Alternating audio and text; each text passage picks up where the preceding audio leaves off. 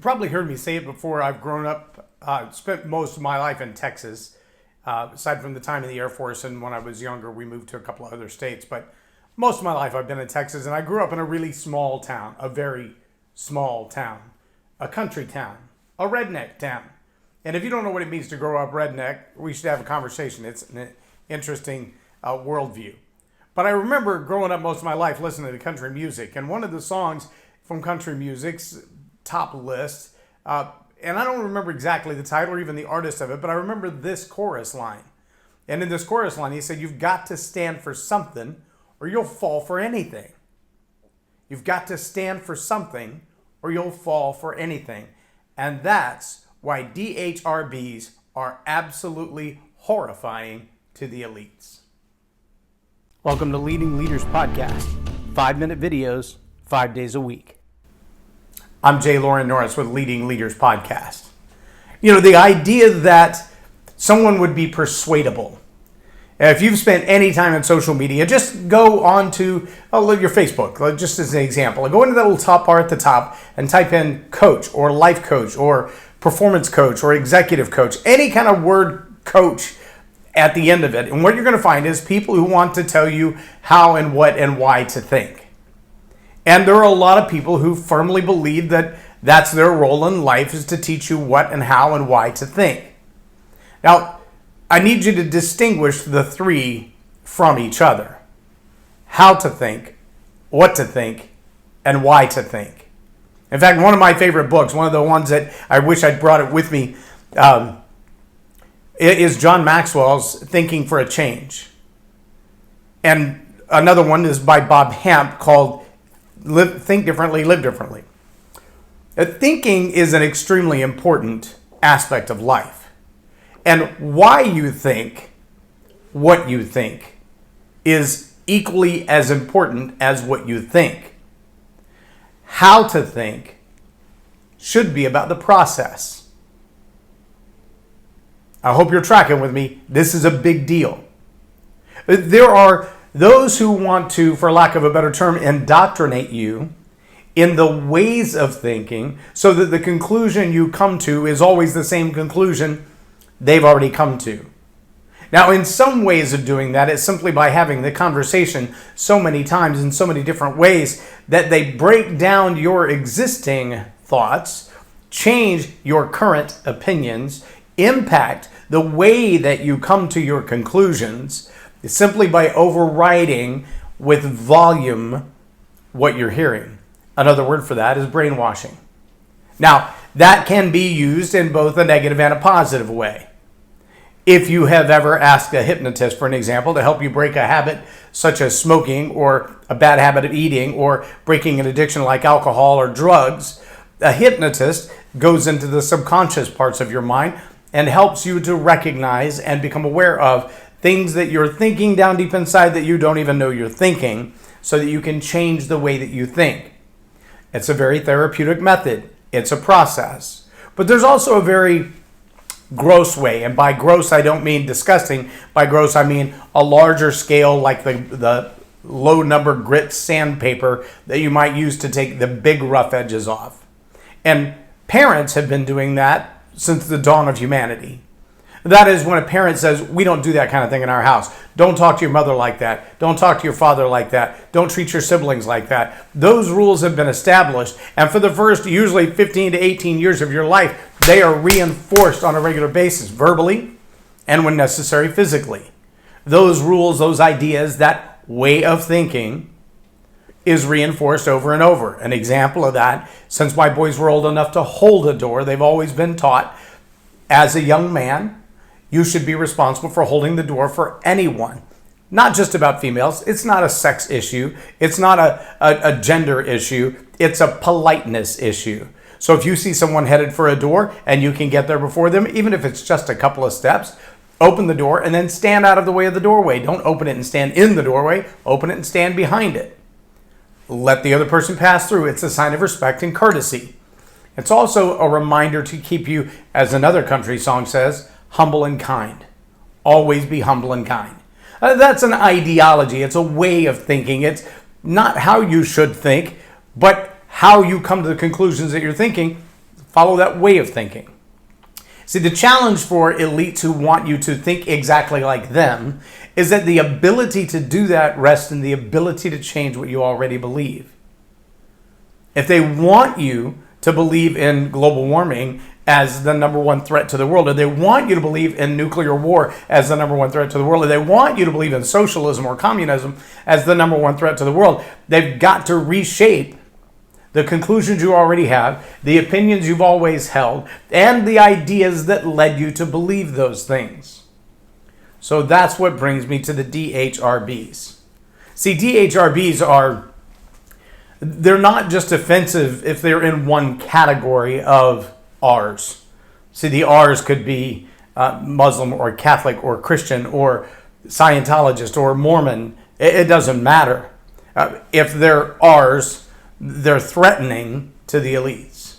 If they're R's and B's together, like a Mormon belief system or a Catholic belief system or a Christian belief system or a Muslim belief system, they're threatening. And they're threatening because they have a foundation to them. You can go all the way back to the beginning of the idea and go, why do you believe that? And there's actually an answer to that question. If you watch a lot of the elitism in politics today, what you see is that today's answer is not the same as yesterday's answer. The phraseology that's used today wasn't used yesterday. In fact, what was used yesterday or 2 weeks ago or 5 months ago or 3 weeks ago, or even used by one group of people in the elite circle, is not tolerable by other people. An example, one candidate can say, if you're 8 years old and you choose to be transgender, then that should be without any discrimination. And another candidate, for another job altogether, uses the phrase gender preference or sexual preference and is castigated because they're told, no, being transgender is not a choice. Wait, if it's a choice you can make at 8 years old or a decision you make, so which is it? Is it a choice or is it not a choice? Is it a decision that the individual gets to make or is it not a decision the individual gets to make? And the real truth is, as long as there are no DHRBs, then you can kind of change that playing field on a regular basis. The problem with DHRBs is that they have roots like a tree. Recently, I drove past an accident that had already happened, and a nearly brand new Chevy pickup 4-door. Totaled, driver was deceased. And the little tree they hit wasn't much bigger around than my leg. And you know what it did to the tree? It knocked the leaves off. Why? Because the roots on that tree go several feet into the ground. And what's sticking up out of the ground looks like a small tree, but its roots are deep. That's a DHRB, a deeply held religious belief. A deeply held religious belief usually comes from a deeply held faith. That deeply held faith comes from an antiquated, old-time religion, and the power of that old-time religion is that it is deeply vested. It's been around a minute. What do you know about things that have been around a minute? They're not just old and outdated. There's a reason they last. Let me use this illustration to close. When I was in England in the early 90s with the Air Force, a friend of mine was talking about having built his house. And he said, I had to restart the building of this house 4 different times. And I'm like, why would you have to restart? He said, because there's an inspection process in the foundation of the house. I'm like, well, I think everybody's home gets inspected. I mean, we do that in America too. He said, but you probably don't do it the way they do it here because they're testing for a very specific stress test. I said, well, what do you mean? He said, when you build a house in the UK, if the foundation doesn't meet a stress test for a 200-year survival, they will tear it down and make you start over. 4 times he started over to build his house because his house is designed to remain in place not less than 200 years. Now, in that same town, I saw a house for sale with a big for sale sign out front, and they were having an open house, and we went and knocked on the door, and there was no echo whatsoever to the knocking on the door because the door was so solid. And when the lady took us in and gave us a tour of the house, obviously it was out of our budget. They wanted and this was in the early 90s, 490,000 pounds for this house. So that would have been close to $800,000 35 years ago. In this house, though, the archways of solid stone with no mortar. The walkways, it was originally a Spanish villa.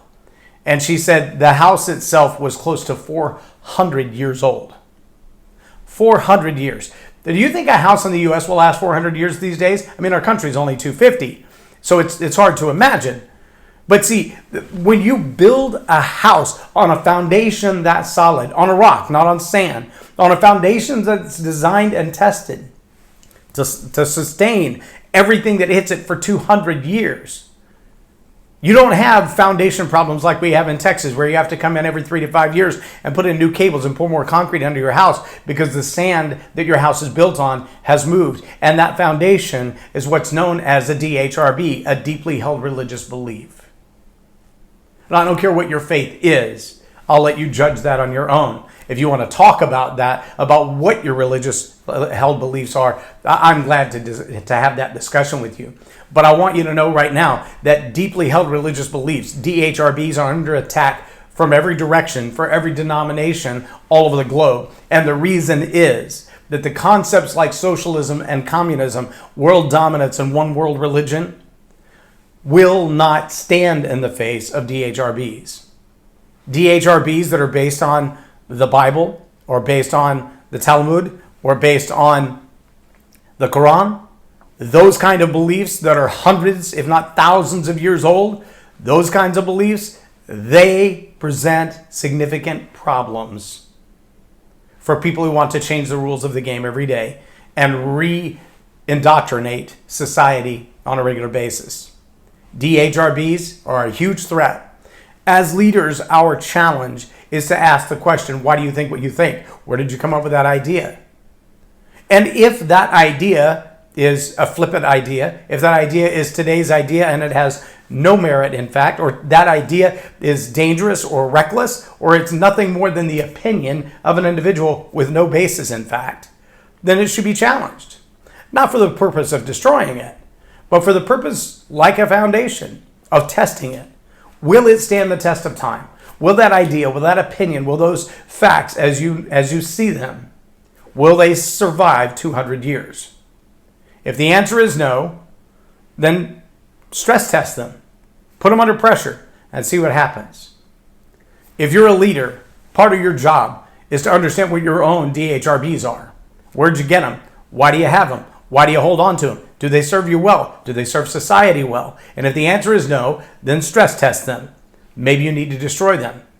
But if they do serve you and society well, then you should have the obligation of teaching those and sharing those with other people so that they too can have a foundation that will last 200 years, which means at least their lifetime and potentially 3 generations. I'm J Loren Norris with Leading Leaders Podcast for Tell It Like It Is TV. Have a blessed day. Subscribe now for our extensive video library of leadership lessons promoting faith, family, and freedom.